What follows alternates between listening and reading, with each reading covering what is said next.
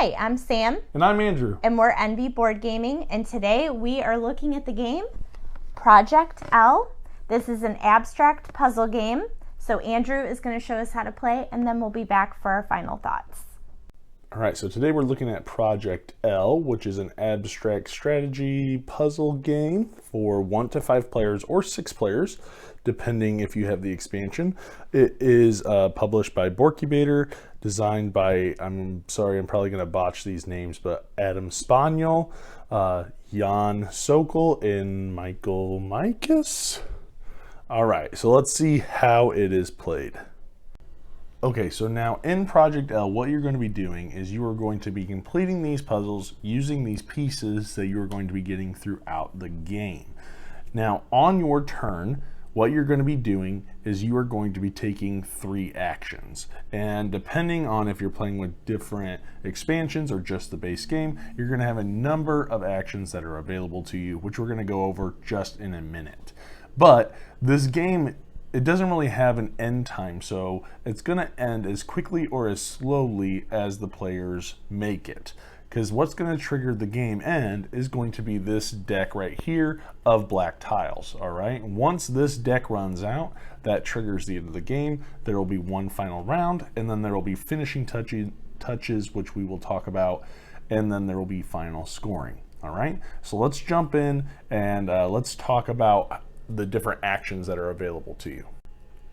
So on your turn, looking at your player board, you can take any one of these actions. So let's go through them. They're all relatively simple. The first one here is the take action. That simply means I can take any of these puzzles up here. I can either take from the white deck row or the black deck row.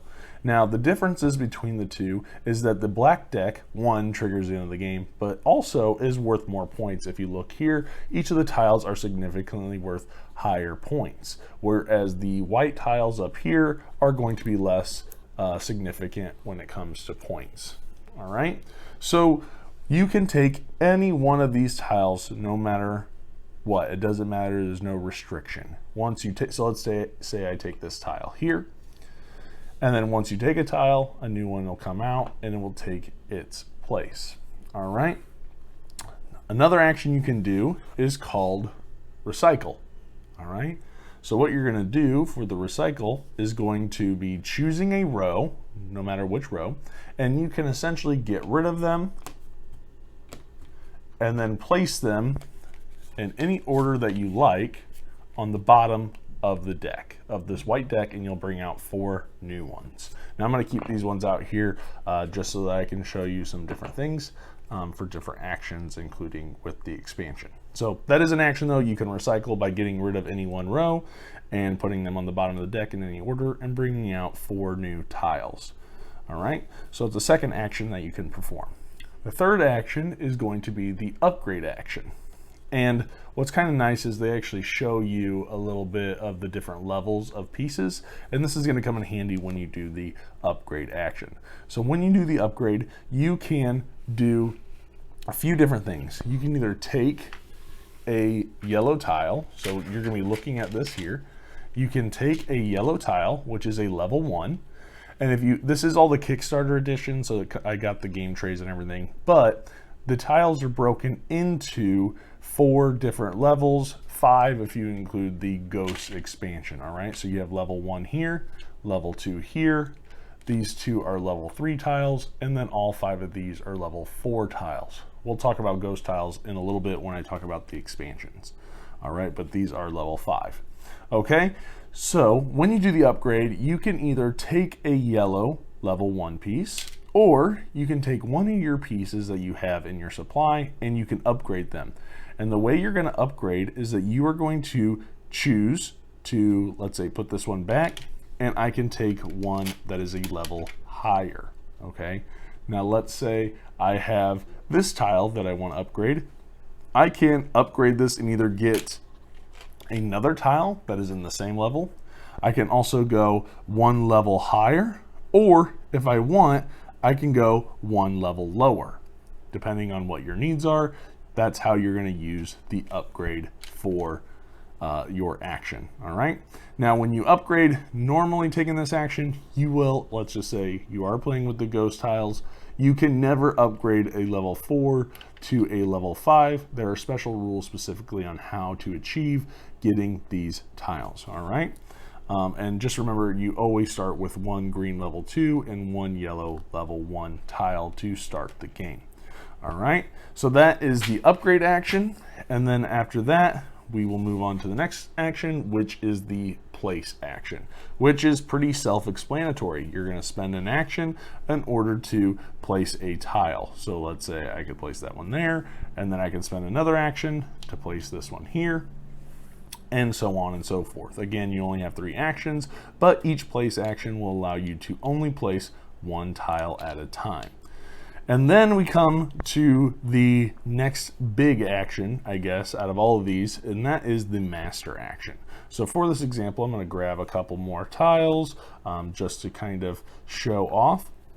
Now, at most you can ever have are 4 puzzles. They have different spaces for them out here, so you can never work on more than 4 puzzles. I'm going to grab a couple extra tiles as well. And let's say we take the master action. Now for the master action, you get to, for 1 action, place 1 piece on each of the tiles that you have. So even if I had a 4th tile, I could still place 1 piece on every single tile. So I could place this one here, I could place this one here, I could place this one there, and I could place this one here. All right. And so that is all for 1 action. All right, so those are the basic actions for the base game. So now let's take a second to talk about the different expansions. We're going to cover the Ghost Tiles expansion, the Finesse expansion, as well as we'll talk a little bit about the Ambassador packs that you could have as well and how those work. Those are going to be these ones with the M. So let's talk about the expansions now. Okay, so now let's talk about the expansions. All right, so first I'm going to talk about the ambassador packs or the ambassador tiles that you're going to have if you have that little small expansion. And as you can see here, they already have them printed on the board. That is really nice for you to see what the actions are. All right, so I'm going to do a number of them. I already kind of set up what it would look like with the Finesse expansion with these Finesse tiles here, which we'll get to, but that's really, this is the only difference when it comes to looking at what the expansions add is going to be this Finesse. All the Ghost tile tiles that have the actual icons are already going to be shuffled into the decks.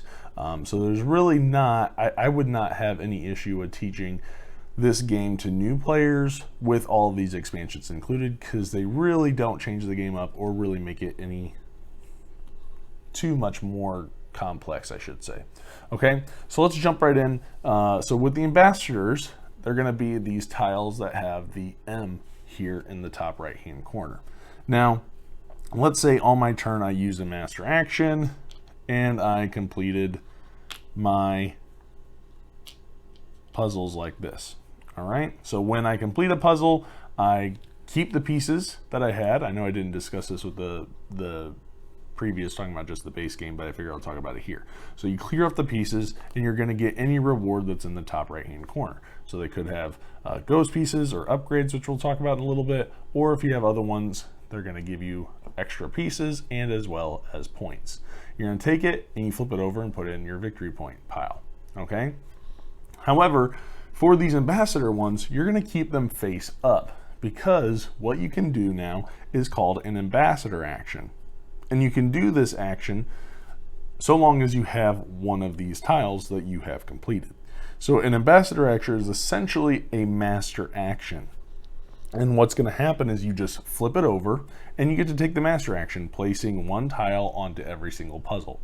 And unlike the master action, which can only be taken once on your turn, the ambassador action can be taken many times so long as you have one of the ambassador tiles.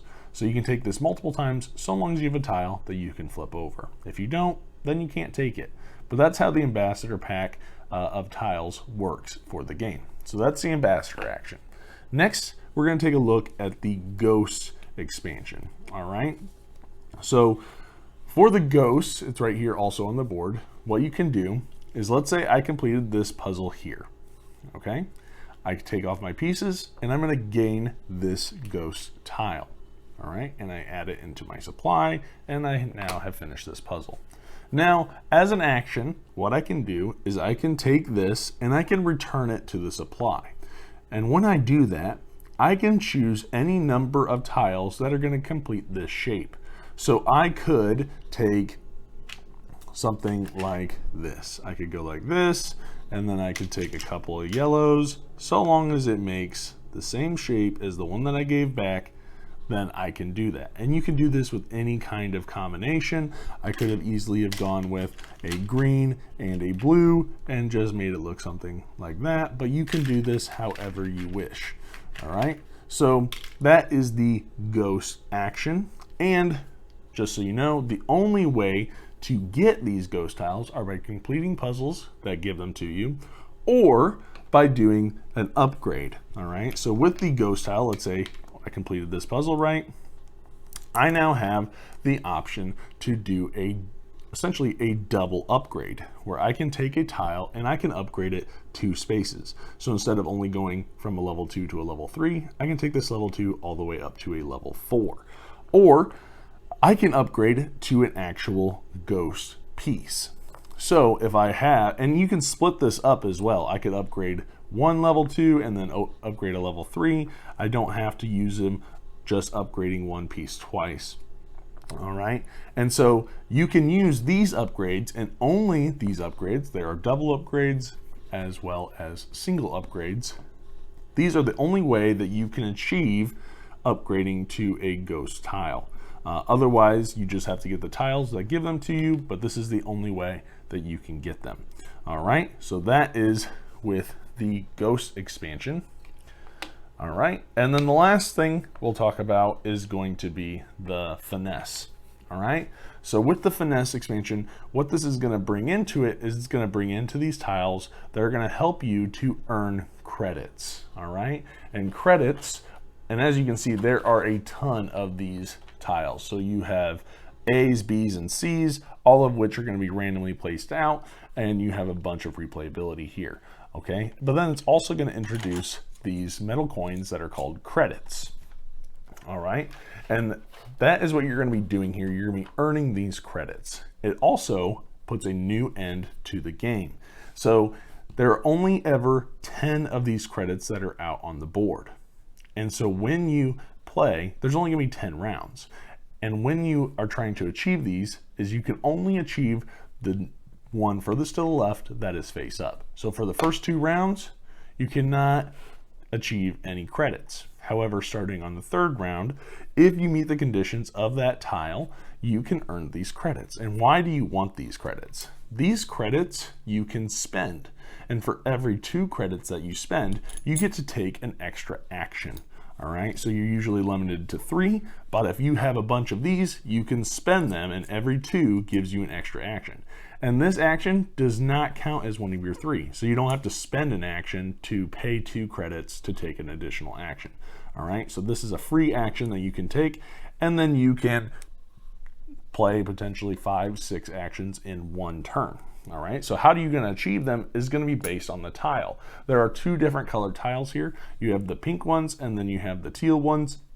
The teal ones are going to be end of your turn specific, whereas these pink ones are going to be if you take a specific action, you are going to earn credits. So for example, this one here, if at the end of your turn you have no level 1 or level 2 pieces in your supply or on unfinished puzzles, you're going to get 3 credits. And when you get those credits, they're immediately going to go to the left of your board. All right, you cannot use them the same turn that you earn them. However, at the end of your turn, you will take any credits that are on the left and add them to your supply with all of your pieces to be used in a future turn.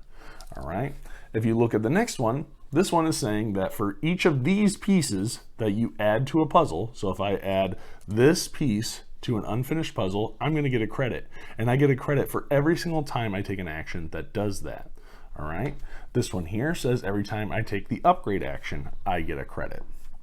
This one here says at the end of the turn, if I have at least 1 piece from each level, so if I have a level 1, 2, 3, and 4 piece, and this counts for in my supply or in unfinished puzzles, I get 4 credits. This one here gives me a credit every single time I finish a puzzle. So each time I finish a puzzle, I get a credit. This is the exact same that we talked about before, except for you have different pieces that you're placing. Every time you place, you get one. Here they're looking for, whoops, I skipped over one. Here they're looking for if you do not have any of these, let me make sure I say it right, I don't want to get it wrong. That is that if at the end of your turn, if you do not have any duplicate pieces, okay, so you do not want any duplicates in the supply, you are going to get 4 pieces. So that is in your supply or again on the puzzles above your player board. So any that are unfinished up here, if there are no duplicates, you get 4 credits. Here, for each of these that you have on a puzzle or in your supply, you're going to get a credit. So if you have a bunch of those pieces, you're going to get multiple credits.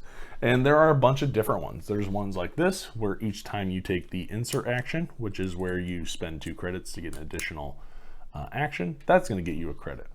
There is this one for each time that you do the recycle action, you're going to get 2 credits.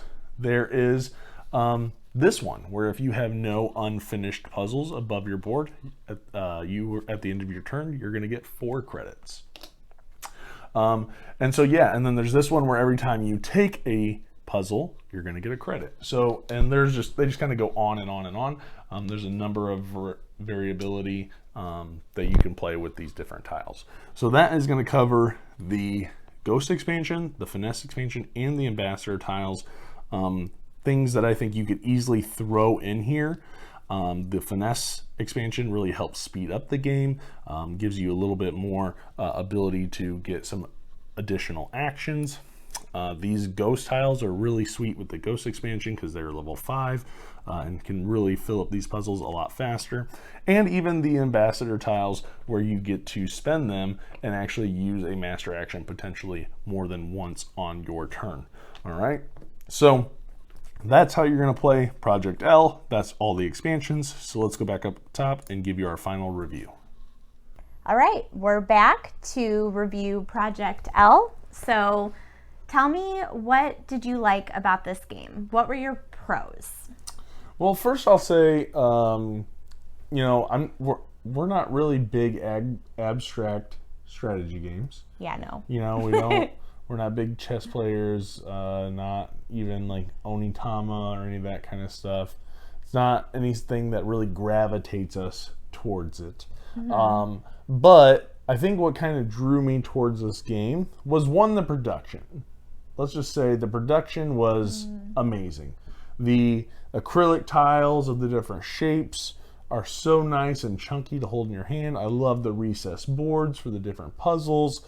And this is the Kickstarter edition, so we did an unboxing. So this is the Kickstarter edition with the Finesse expansion, the Ghost tiles expansion. We even had the Ambassador packs and got the game trays to help with the organizer, which made the master box. So I mean, yes, we did kind of get the top tier, but I think even with retail, you're having some really nice components. I mean, the tiles are still the same. You still get the dual layered boards. So I was really drawn to the game because of the production. Also, I liked the Tetris-like nature to it. Mm-hmm. I like solving little puzzles. If I'm on my phone, I really like games like Sudoku and that kind of stuff, trying to find out where things fit and where they go. And this kind of gave me that same thing. And so when I'm going through and I'm upgrading the little pieces, the rules are so simple. It's it's so easy to get into. You have 3 actions. Here are your 5 options. Unless you have the expansions, you can have up to 7 different options of actions, and it's just so quick. I mean, it doesn't even have like an actual amount of time on the box as to how long it takes to play around, but it can play so quickly. Just kind of depends on how fast you go through the black tile, the black deck that they have of puzzles. But it's really like 20 minutes kind of puzzle-y game, I would say. And it's so colorful. and I really enjoy that. This is a game when I sit down and I want to play it, I play it over and over and over and over and over again. And I like that this is a range from 1 player all the way up to 6 players. And so, this could be easily, in my opinion, a gateway game to where people can get into games that they didn't even know existed. Something that's simple, not overly complex, and quick. And so, those were really my pros for the game, and something that I really enjoyed. And I expect this one to hit the table quite a bit. What are your pros? I would agree with you. It's very colorful. I like that it is colorful with the black and then like the super bright colors. I think that makes it really visually appealing. I also like the versatility of playing the game too. So, I mean, everybody has different puzzles. You're each kind of doing your own thing, which I kind of like in games. You like those like multiplayer solitaire games? Yeah, I mean, I like being able to do my own thing. Don't interfere with what I'm doing. But it is very different, and I'm not a big like Tetris fan, but I think this is a neat game. I think it's a very chill game.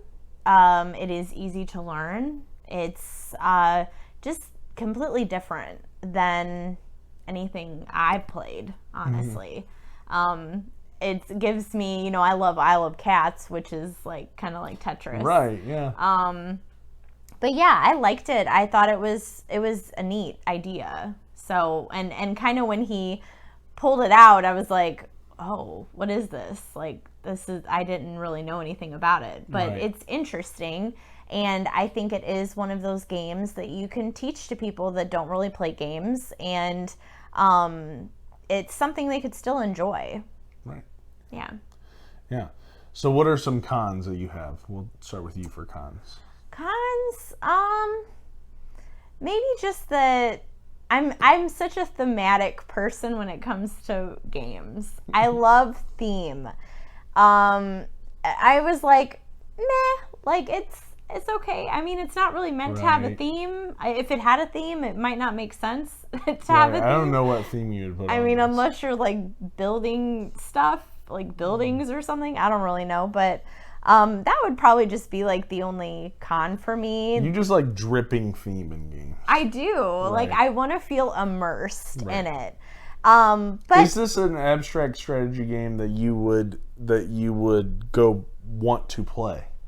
Yeah. Even though without the theme. Yeah. Okay, I'm just curious. I mean, I do. I feel that I like calm, relaxing games like certain times of the day. So if it's at like after work and I just want to wind down and kind of just play a chill game, like this is when we did our, most relaxing games, this would probably be on the list. That's true. It is very relaxing. Yeah. And so, yeah, I think this would be a game that I would enjoy playing multiple times. Right. Well, we have. So, yeah.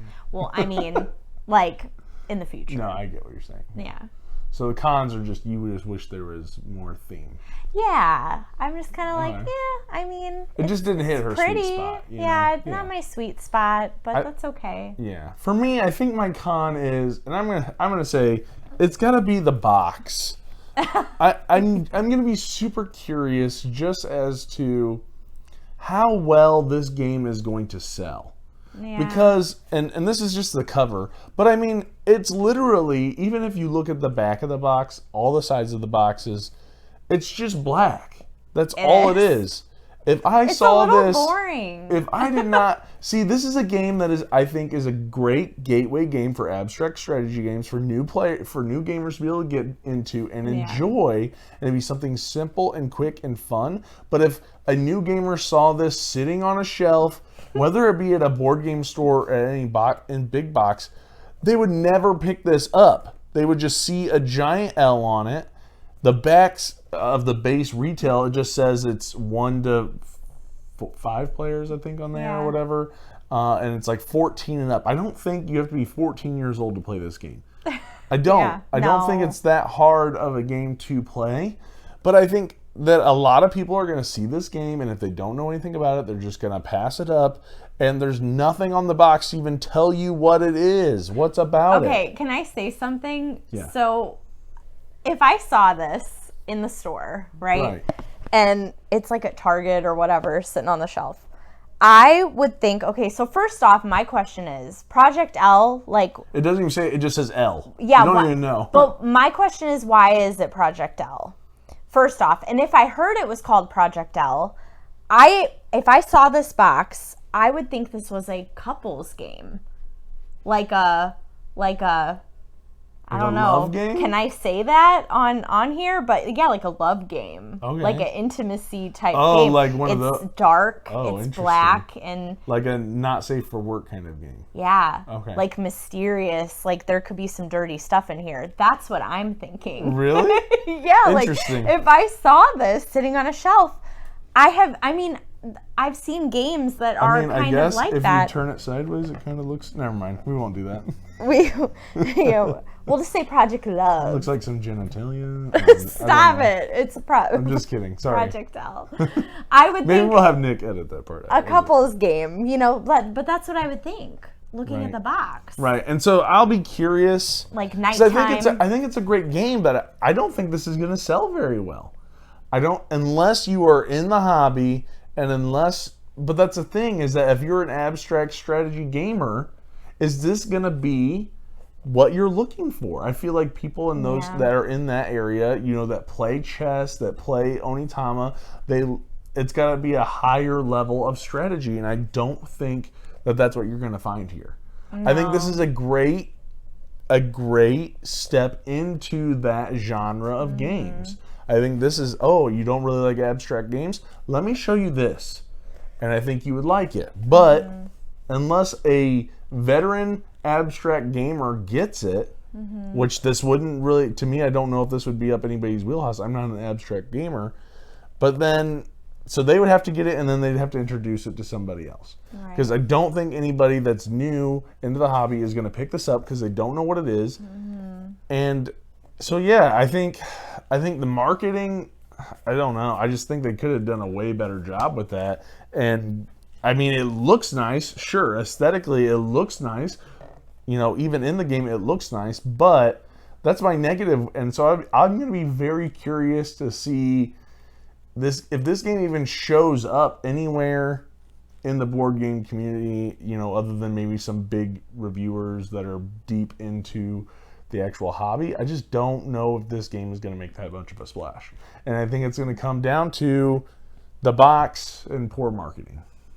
Yeah, I would So agree. if that's a con, that's what I'm going to say is my con. Yeah. I feel like they could have put a bunch of different shapes on the box to just make it look more Just puzzly. put pictures on the back and show what it is. Yeah. Because no one wants to buy a game, and I'm sure this is, with the production value, retail, I don't know what it is exactly. I'm guessing it's around a $40 game. With those recessed boards and the acrylic tiles, I'm going to guess it's around $40, maybe more. I don't know. But who's going to drop that on a game that they have no idea what it is? And if you're in a store, are you really going to stop and be like, let me look up this L game that I have no idea what the name is? Oh, I guess it's on the side. It says Project L there. But still. I would still think it's for a date night. Right. Honestly, if I saw But anyway, it. I guess I'm gonna wrap up that rant there. That's my big con Yeah. for the game is that portion. And so we'll jump into final scores. Do you want to go first? No, you go first. Okay. All right. So for me, I really did like the game. I knew what it was going into it because I had seen it being played on the Dice Tower. I thought it was very intriguing. I really liked it. I liked the puzzly aspect to it, the components. And so for me, I'm actually not going to give a half point or a full point. I'm going to pull a Nick and Vic here. I'm going to say for me, this is a 7.8. And this is somebody that doesn't play a lot of abstract strategy games. Not one that necessarily likes it that much, but this is one that I could keep playing. I would put this up there. We played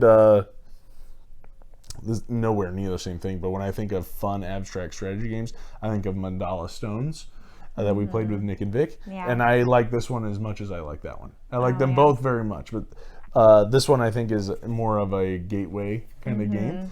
And so, but I really like it. So for me, it's a 7.8, which I think is pretty high given it's not a genre of game that I play. Right. Okay. I did want to add another pro because I was thinking about it. But I do like the components. The components are very nice. I know you said that, but that is a pro for me as well. And just playing it, you know, it didn't feel cheap, you know, while I was doing my own little puzzle. But And I do like, and honestly, if you get the expansions, you could easily throw them in and teach them to brand new people. I don't think it's that hard. No. You could throw in the ghost tiles. You could throw in the ambassador packs. You could throw in the finesse expansion. It's not hard at all. No. It does. It maybe adds one or two little rules. And the actions. I mean, the actions are also very versatile, and you can do so many different things. Right. You can play it however you want. And the finesse expansion really probably speeds up the game. It does. It did make it go a lot faster. I was like, it's already over.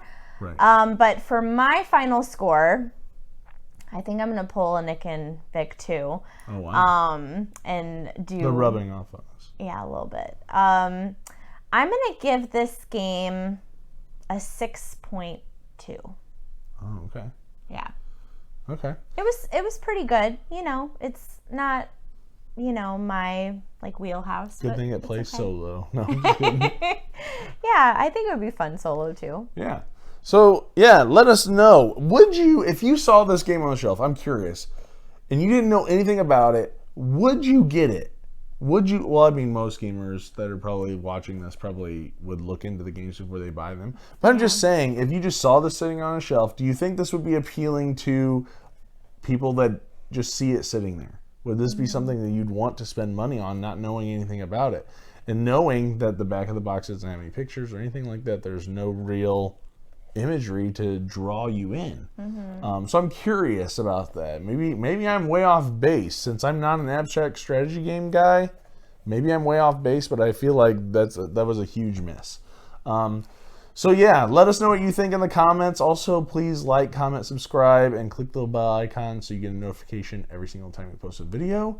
And we thank you guys for watching, and we'll see you guys on the next one. Bye.